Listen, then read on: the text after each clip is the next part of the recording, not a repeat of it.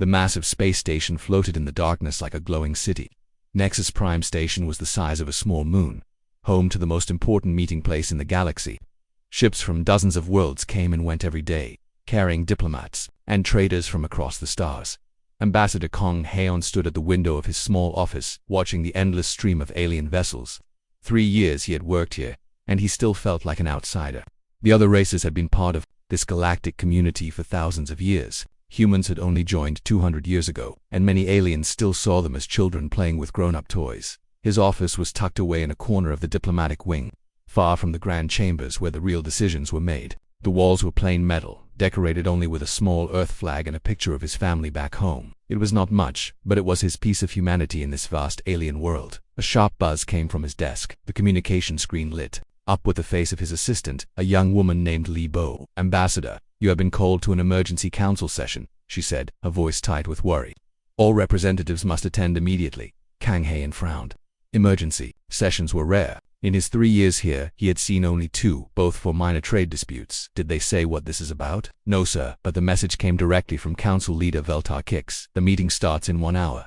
Kang Haeon nodded and straightened. His formal diplomatic robes, the dark blue fabric, was decorated with silver patterns that represented Earth's oceans and continents. It was one of the few things that made him feel connected to home in this place. The walk to the council chambers took him through the heart of the station. The corridors were wide and tall, built to accommodate the different sizes and shapes of the galaxy's many species. Floating platforms carried delegates who could not walk, while others moved through special tubes filled with water or different gases. He passed groups of aliens, speaking in languages that sounded like music, static or grinding metal. Some looked almost human, while others were so strange that it hurt to look at them directly. After 3 years, he had learned to nod politely and keep walking.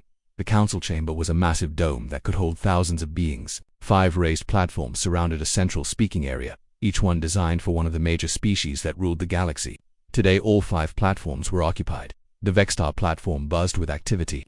These insect-like beings moved, in perfect coordination, their 6 legs carrying them across the surface in complex patterns. Their leader, Veltar Kix, was larger than the others, his green shell marked with the golden patterns of high rank. On the crystalline platform, the Mordai representatives looked like living jewels. Their bodies were made of some kind of clear material that bent light in beautiful ways.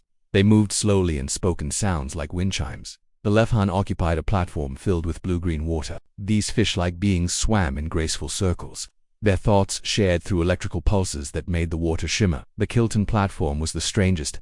These energy beings had no solid form, appearing as shifting clouds of light and color. They communicated through changes in brightness and hue that few other species could understand. Finally, the Sekvar platform housed the reptilian race that had once ruled half the galaxy. Their leader, a massive creature with scales like black armor, watched everything with cold yellow eyes. Kang Haeon took his place in the small section reserved for newer species.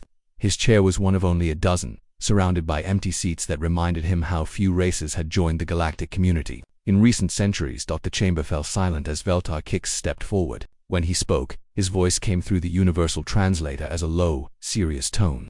"Fellow beings of the galaxy," he began, "we face a threat that has not been seen for 50,000 years. Our long-range sensors have detected movement at the edge of our galaxy. The Devourers have returned." A wave of sound swept through the chamber. Some species gasped, others made clicking or humming noises of distress. Kang Haeon had never heard of the Devourers, but the reaction told him everything he needed to know. Veltar Kix raised one clawed hand for silence. For those whose histories do not reach back to the ancient times, the Devourers are a machine race that consumed entire star systems. They came from beyond our galaxy 50,000 years ago, destroying everything in their path. They ate planets, stars, and every living thing they found. A holographic display appeared in the center of the chamber. It showed the edge of the galaxy, where thousands of red dots moved in a steady line toward the galactic core. "Our ancestors fought them with everything they had," Veltar Kix continued. "Billions died before the Devourers suddenly vanished, returning to wherever they came from. We had hoped they were gone forever." The display zoomed in on the approaching fleet. Each red dot was revealed to be a ship the size of a moon, surrounded by smaller vessels that were still larger than any ship in the current galactic fleet. "The Devourer fleet numbers in the thousands," said Mordai Zeph, the crystalline being's voice like singing glass. "They move at steady speed toward the populated systems. At their current rate, they will reach the outer colonies in 6 months. What are our options?" asked Lefhan Cures, the aquatic leader's words accompanied by flashes of light in the water. Veltar Kix's answer was simple and terrible. "We must prepare for evacuation. All non-essential populations should be moved to the far rim of the galaxy. We will establish defensive positions at key systems, but our primary goal must be survival. The chamber erupted in discussion. Representatives from hundreds of species began talking at once, their voices creating a chaos of sound that the translators could barely handle. Plans were made, resources calculated, and worlds written off as acceptable losses. Kong Hyun listened to it all with growing amazement.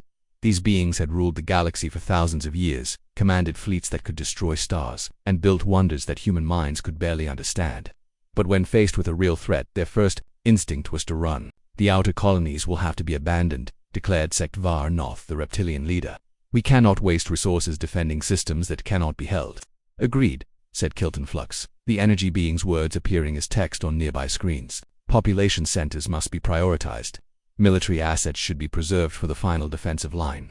Hours passed as the council debated evacuation routes and defensive positions. Kong Hyon noticed that every plan involved giving up vast areas of space. Billions of beings would lose their homes. Entire civilizations would be uprooted and moved to overcrowded refugee worlds. Finally, Veltar Kix turned to the section where the newest species sat. We must hear from all members of the council. Ambassador Kong Hyon, what is humanity's position on these emergency measures? All eyes in the chamber turned to him. Thousands of alien beings waited for his response. The weight of the moment pressed down on him like a physical force. Kong Hyon stood slowly and walked to the central speaking area. His footsteps echoed in the sudden silence. When he spoke, his voice was calm and steady. The human government will need time to study this situation, he said. We must consult with our leaders on Earth before making any commitments. It was a standard diplomatic response, the kind of thing he had said hundreds of times before. But even as he spoke, his mind was already racing ahead to the conversation he would have with Earth. He had a feeling that humanity's response would be very different from what the council expected.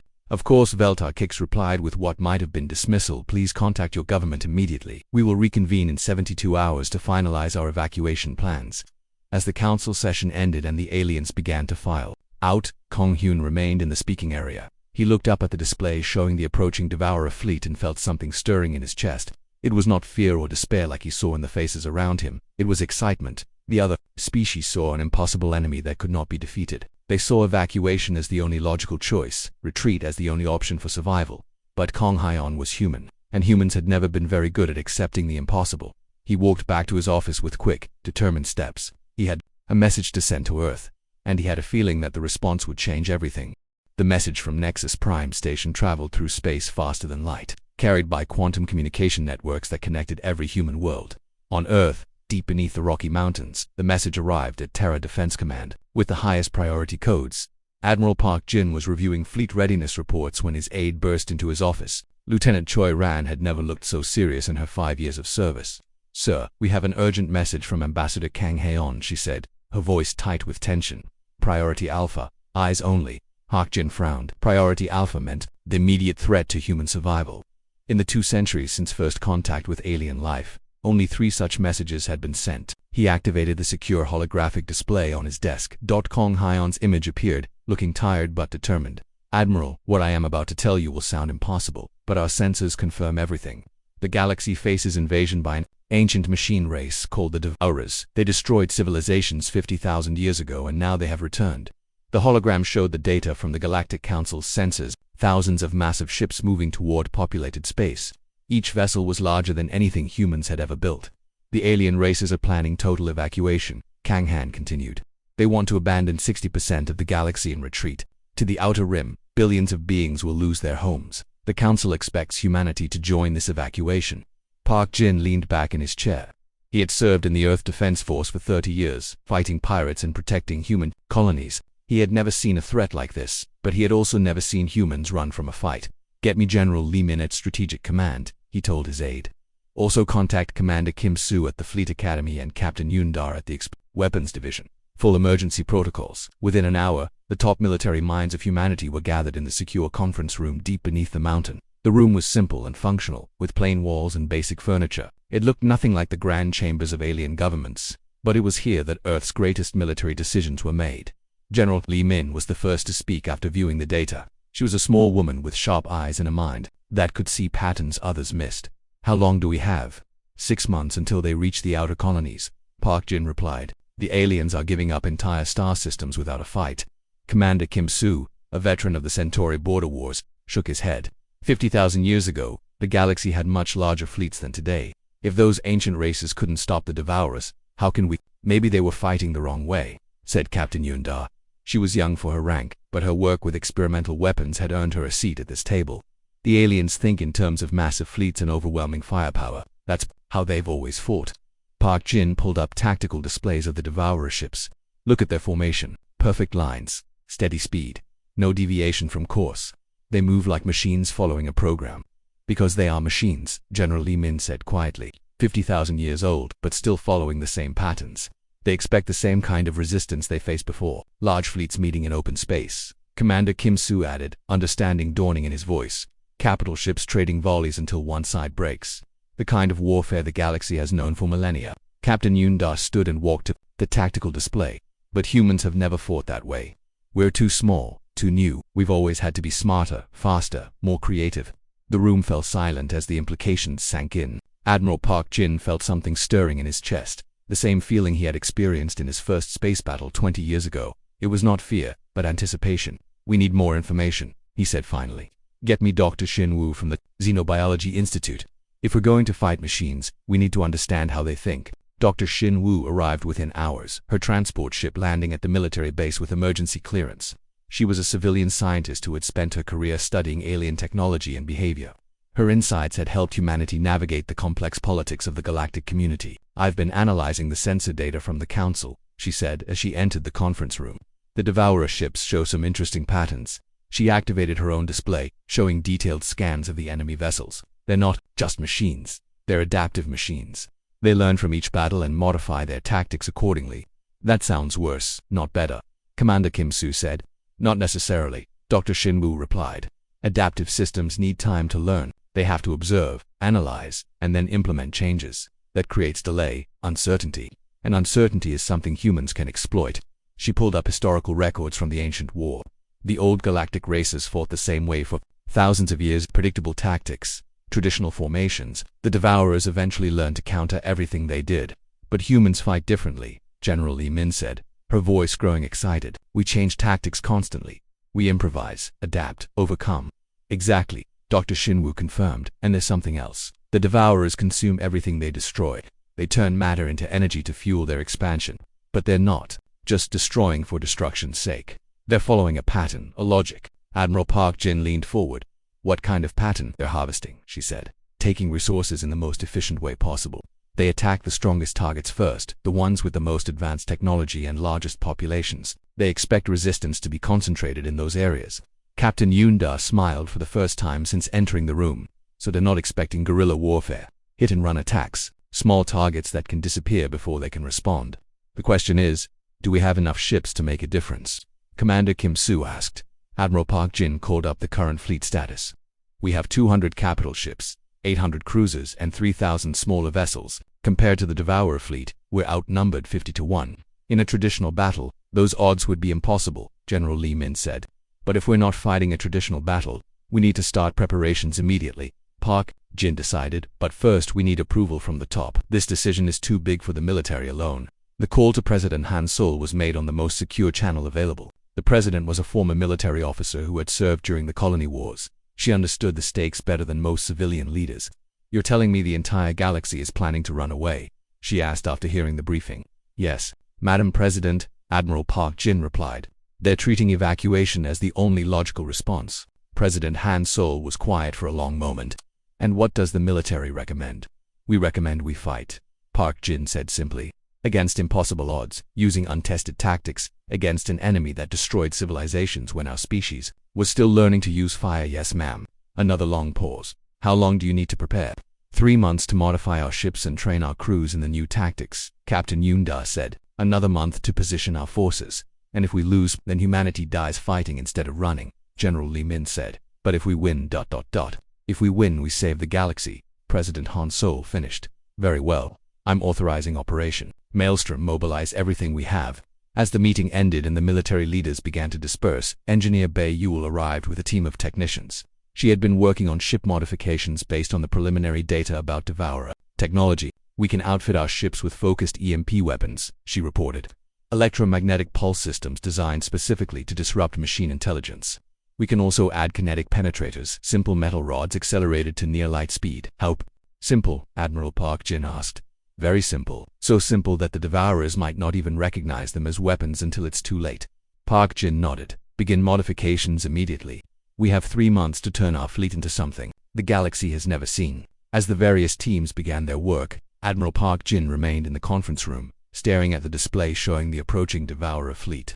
Somewhere out there, Ambassador Kang Hun was waiting for humanity's response to the galactic crisis. The aliens expected humans to join the evacuation, to accept defeat like every other species in the galaxy. They had no idea that humanity had never learned how to give up. Park Jin smiled as he began composing his response to the ambassador. It would be a message that would change the course of galactic history. Tell them we're coming, he said to his aide. Tell them it's time to show the galaxy how humans fight.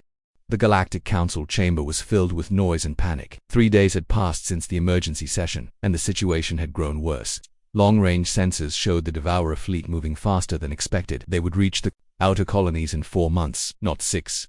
Ambassador Kong Haon sat in his small section, watching the alien representatives argue about evacuation plans. The Vexter wanted to abandon the Rim worlds immediately. The Mordai suggested moving entire populations to crystal ships. The Lefhunt spoke of underwater cities on distant water worlds. Every plan involved giving up huge areas of space. Every solution meant billions of beings would lose their homes forever. The great galactic civilization was preparing to run away from a fight they had not even tried to win. Kong Haon's communication device buzzed softly. A message from Earth had arrived through the quantum network. He read it quickly, his face showing no emotion, but his heart began to race. Council leader Veltar Kix called for order. The insectoid being's voice cut through the noise like a blade. We must finalize the evacuation protocols. Time grows short. The Outer Rim territories will be abandoned in 6 weeks, announced Sekvar Noth, the reptilian leader. Military assets will be pulled back to defensive positions around core worlds. Population centers have been identified for refugee settlement, added Mordai Zeph, her crystalline form flickering with nervous light. Transport ships are being assigned to each system. Veltar Kix nodded with satisfaction. The plan is sound. We will preserve as much of our civilization as possible. He looked around the chamber. Are there any objections to this course of action? The chamber was quiet. Hundreds of species had accepted their fate. They would run, hide, and hope the Devourers would eventually go away. Then Kong Haon stood up. I request permission to address the council, he said in a clear, strong voice. Veltar Kix looked surprised. In 3 years, the human ambassador had rarely spoken during major sessions. Of course, Ambassador, please share humanity's position on the evacuation plans. Kang Haon walked to the central speaking area. His footsteps echoed in the sudden silence. Every alien eye in the chamber focused on him. He reached the center and turned to face the assembled representatives. The human species rejects the evacuation protocol, he said calmly. A wave of confused sounds swept through the chamber. Representatives turned to each other, wondering if they had heard correctly. We will not be retreating, Kang Haon continued. His voice was steady and confident. Veltar Kix leaned forward on his platform. Ambassador, perhaps you do not understand the scope of this threat. The Devourers cannot be stopped by conventional means. We understand perfectly, Kang Haon replied. We have studied the data. We know the risks. Then surely you see that evacuation is the only logical choice, said Lev Hunkuras, the aquatic leader's words accompanied by flashing lights in his water tank. Kong Haon smiled. And there was something in that smile that made several aliens step back. Logic is not always the human way. He paused, letting the silence build. When he spoke again, his words would be remembered for generations. It's time for battle. The human species formally declares war on the Devourers. The chamber erupted. Thousands of aliens began talking at once. The noise was deafening, a chaos of clicks, hums, roars, and electronic sounds that the translation systems could barely handle. Veltar Kix slammed his staff against his platform, demanding silence. Ambassador, this is madness. Your species, it lacks the technology, the experience, the numbers to face this threat. This is suicide. You see an unstoppable force, Kang Haon replied, his voice cutting through the noise. We see a target-rich environment. The chamber fell silent again. Even the most advanced alien minds struggled to understand what they had just heard. The human fleet is already mobilizing, Kang Haon announced. We will engage the at the galactic edge. We will not let them reach the populated systems. This is impossible, whispered Mordai Zeph. No single species can stand against the Devourers alone. Then perhaps, Kang Haon said quietly, it is time for the galaxy to remember what it means to fight. He looked around the chamber, meeting the eyes of representatives from dozens of worlds. Humanity offers an alternative to evacuation. We offer victory, at what cost? Demanded Sekvar Noth. Whatever it takes, Kang Haon replied without hesitation. The council faced an impossible choice. They could follow their evacuation plans and abandon the human species to certain death, or they could support what seemed like a hopeless course. As debates raged around him, Kong Hein stood calm and confident in the center of the chamber. He had delivered humanity's message. Now it was time to see if the galaxy still had the courage to fight. The first battle began at the edge of the Kepler sector, where human long-range scouts encountered the Devourer advance guard. Captain Yundar commanded a squadron of modified fighters from her flagship, the cruiser Defiant. Enemy ships detected, reported her tactical officer, Lieutenant Nam Bites. 12 large vessels, each one the size of a space station. Through the viewscreen, Yundar could see the Devourer ships. There were dark metal constructs covered in weapons and sensor arrays. They moved in perfect formation, just like the ancient records predicted. All ships, execute attack pattern Delta, she ordered. Remember, we're not here to win, we're here to learn. The human squadron scattered in 12 different directions. Instead of forming battle lines like traditional fleets, each ship took a different approach vector. The Devourers responded exactly as expected, splitting their fire to engage multiple targets. They're using predictive targeting, Nam Bai reported, calculating our flight paths and firing where we should be. Then let's not be where we should be, Yundar replied with a grin. All ships random evasion. Make them guess. The human ships began flying in patterns that made no tactical sense. They spiraled, zigzagged, and even flew backwards while firing.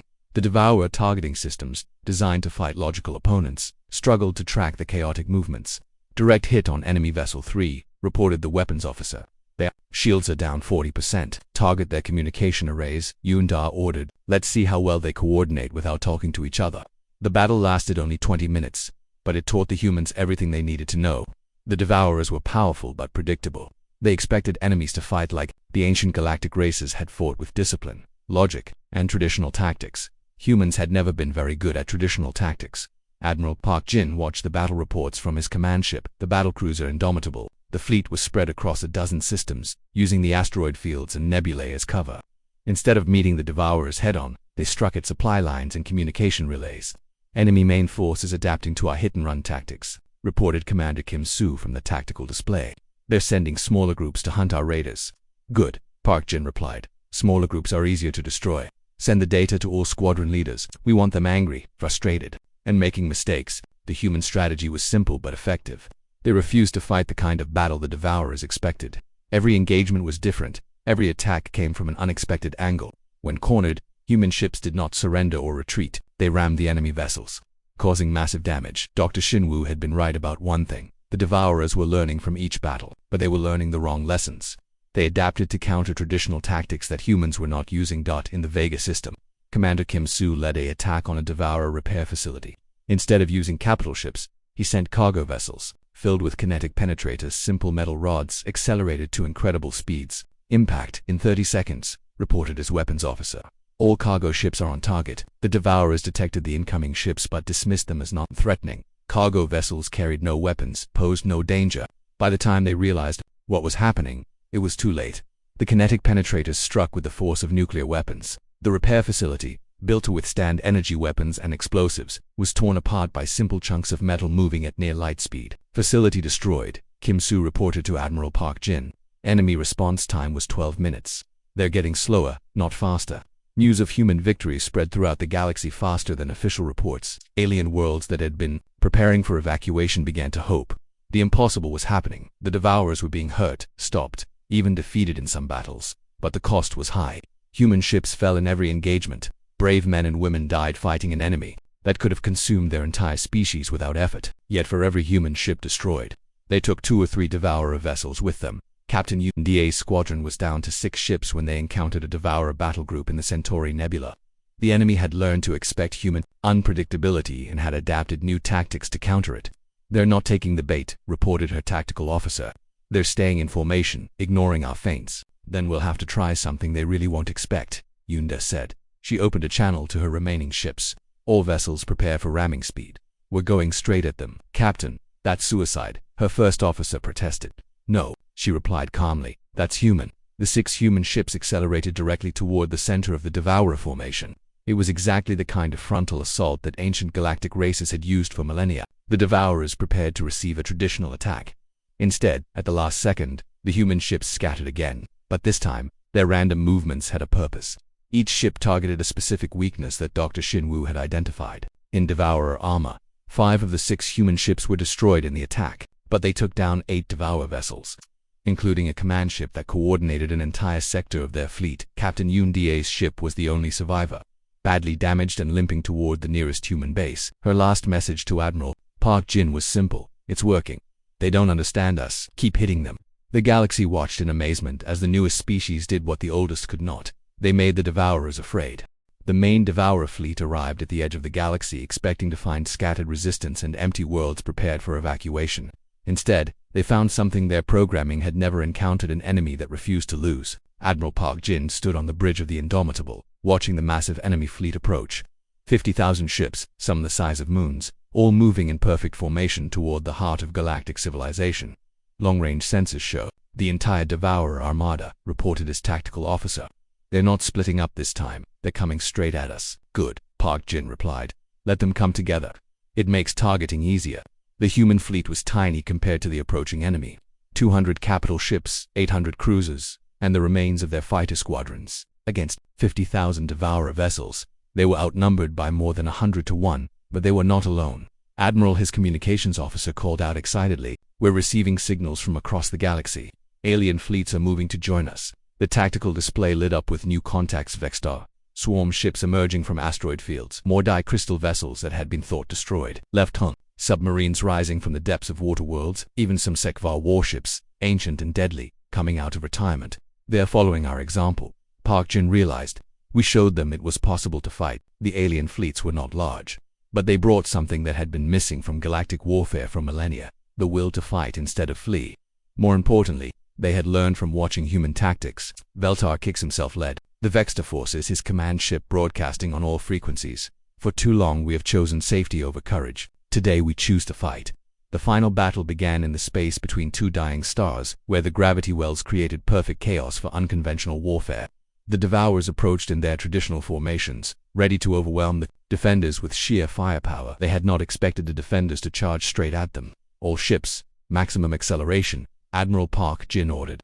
"Remember, we're not trying to win a battle, we're trying to win a war." The combined galactic fleet, humans, aliens, and species that had been enemies for centuries, accelerated toward the Devourer armada. It looked like suicide, a desperate final charge by a doomed force, but appearances could be deceiving. At the last moment, the galactic fleet scattered into thousands of individual attack groups. Each group targeted a specific Devourer vessel, using tactics learned from months of human hit-and-run attacks. The aliens had been watching, learning, remembering what it meant to be warriors. The Devourers found themselves fighting not one predictable enemy, but thousands of unpredictable ones. Their adaptive programming, designed to counter logical tactics, was overwhelmed by the sheer chaos of organic creativity.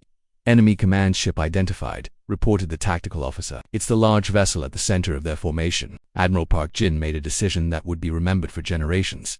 "Set course for ramming speed. All power to forward shields." "Sir, we'll never survive impact with a ship that size," his first officer protested. "We don't need to survive," Park Jin replied calmly. "We just need to hit it." The Indomitable accelerated toward the Devourer command ship, drawing fire from hundreds of enemy vessels. The human battlecruiser's shields failed. Then its armor, but the ship kept flying. Park Jin's final transmission echoed across the galaxy. "This is how humans fight. This is how humans die. Follow our example." The Indomitable struck the Devourer command ship at nearly the speed of light. The explosion could be seen from a dozen star systems away. Both ships were destroyed instantly, but the damage to the Devourer fleet was catastrophic. Without their command ship, the machine vessels began to malfunction. Their perfect coordination broke down. Ships collided with each other, fired on their own allies, or simply stopped moving. The galactic fleet pressed their advantage. Led by human tactics and alien courage, they tore through the confused Devourer formations. Species that had not fought together in millennia worked as one, united by the simple human idea that some things were worth dying for. The battle lasted 18 hours. When it ended, the space around the dying stars was filled with debris from both fleets. The cost had been terrible. Half the galactic force was destroyed, including most of the human fleet. But the Devourers were broken. For the first time in 50,000 years, they retreated. The survivors of their armada turned away from the galaxy and headed back toward the empty void between stars. 3 days later, Ambassador Kong Hyen stood before the Galactic Council one final time. The chamber was different now, filled with representatives who had fought beside humans instead of running from the enemy. "The threat is ended," he announced. "The Devourers are in full retreat. Our combined fleets will monitor their withdrawal to ensure they do not return." Veltar Kix, his carapace scarred with battle damage, stepped forward. Ambassador, the Council owes humanity a debt that can never be repaid. You reminded us of something we had forgotten. What is that? Kang Heian asked. That the measure of a civilization is not how long it survives, but what it is willing to fight for. The other representatives murmured agreement. The Mordai spoke of courage renewed. The Lefhan praised human determination. Even the proud Sekvar acknowledged that the youngest species had taught the oldest a valuable lesson. As the session ended, Kang Heian walked to the great window that looked out over the stars. The galaxy was safe, but the cost had been enormous. Admiral Park Jin and thousands of others had died to prove that some enemies could be defeated if you were willing to pay the price. A new message arrived from Earth. President Han Sol was requesting a full report on the aftermath of the battle. There would be rebuilding to do, new alliances to forge, and lessons to be learned from the war. But for now, Kang Hyun simply stood at the window and watched the ships returning home. Human vessels, alien craft, and mixed crews flying together toward their various worlds. The galaxy had been changed forever by a simple human idea. Sometimes the best defense was a devastating offense. Sometimes you had to fight the impossible to achieve the unthinkable. And sometimes, the youngest voice in the room had the most important thing to say.